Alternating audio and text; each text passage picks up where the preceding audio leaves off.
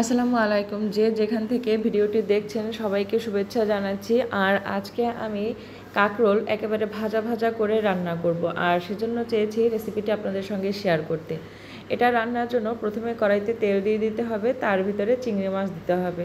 চিংড়ি মাছটা আপনারা যদি খেতে চান তাহলে দিবেন, আর না দিলেও সমস্যা নেই, তবে দিলে চিংড়ি মাছ দিয়ে কাঁকরোল ভাজা ভাজা করলে অনেক বেশি ভালো লাগে। তো প্রথমে তেলের ভিতরে চিংড়ি মাছগুলোকে হালকা একটু নেড়ে চেড়ে ভেজে নিচ্ছি, তারপর এখানে বাকি সব মশলাগুলো দিয়ে দিচ্ছি। দেখেন এখানে কাঁচা মরিচ আছে, তারপরে 2 চামচ পেঁয়াজ বাটা, 1 চামচ রসুন বাটা আর 1 চামচ আদা বাটা রয়েছে।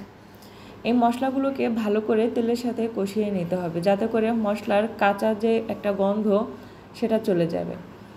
যে ভালো করে একটু নাড়াচাড়া করার পরে এখানে আস্তে আস্তে বাকি মশলাগুলো দিয়ে দেব। যে দেখেন বাকি মশলাগুলো দিয়ে দিচ্ছি।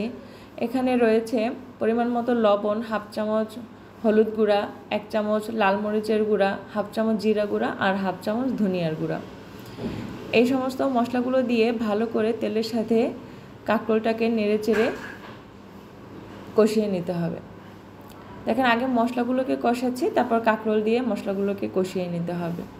এভাবে মশলাটাকে ভালো করে নেড়ে চেড়ে কষালে এর কাঁচা গন্ধটা চলে যাবে। দেখেন মশলা থেকে কিন্তু তেল সেপারেট হয়েছে, তার মানে কিন্তু কষানোটা হয়েছে।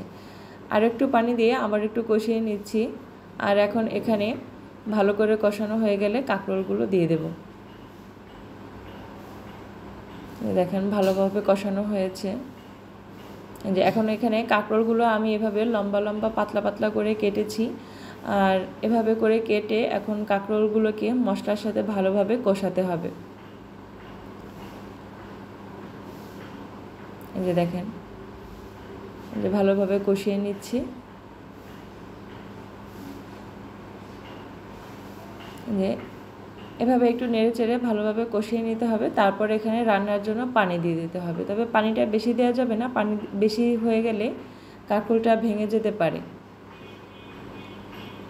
সেজন্য পরিমাণ মতো পানি দিবেন, যাতে কাঁকরোলটা সিদ্ধও হবে এবং একেবারে ভাজা ভাজাও করে নেওয়া যাবে। পরিমাণ মতো পানি দিয়ে এখন ঢাকনা দিয়ে একটু ঢেকে ঢেকে ঢেকে রান্না করতে হবে এবং একটু পরপর ঢাকনাটা খুলে দিতে হবে। কিছুক্ষণ বাদে বাদে এসে আমি এটাকে একটু নেড়ে চেড়ে দিচ্ছি। দেখেন পানিটা ভালোভাবে ফুটেছে, অনেকটা কিন্তু পানি কমে এসেছে। এ পর্যায়ে দেখতে হবে কাঁকরোলটা ভালোভাবে সিদ্ধ হয়েছে কিনা। যেভাবে একটু করে নেড়ে চেড়ে দিচ্ছি। যে আরেকটু পরে ফিরে আসবো, ততক্ষণ ঢাকনা দিয়ে আরেকটু রান্না করে নিচ্ছি। এই যে দেখেন এখন এখানে আমি ধনিয়া পাতা দিয়ে দেব, কারণ কাঁকরোলটা সিদ্ধ হয়েছে আর পানিটাও অনেক কমে এসেছে। এখন এ পর্যায়ে ধনিয়া পাতা দিয়ে একটু পরপর নেড়ে চেড়ে কাঁকরোলটাকে শুকিয়ে নিতে হবে। এই যে দেখেন আমার রান্নাটা একদম শেষ। এখন কিন্তু এটা একদম কোনো ঝোল নেই, তবে এটাকে আমি চুলার উপরে আরেকটু রেখে অল্প আঁচে রেখে রেখে একদম শুকনো শুকনো করে ফেলবো। আর এইভাবে কাঁকরোল রান্না করলে আশা করছি সবার ভালো লাগবে, সবাই খাবে। যে দেখেন রান্নাটা কিন্তু হয়ে গেছে। এটা যখন আরও একটু ভাজা ভাজা হবে হালকা তাপে রেখে রেখে, তখন এটা খেতে অনেক বেশি ভালো লাগে। আর গরম গরম ভাতের সাথে এভাবে তরকারি পরিবেশন করলে দেখবেন সবাই খুব পছন্দ করবে।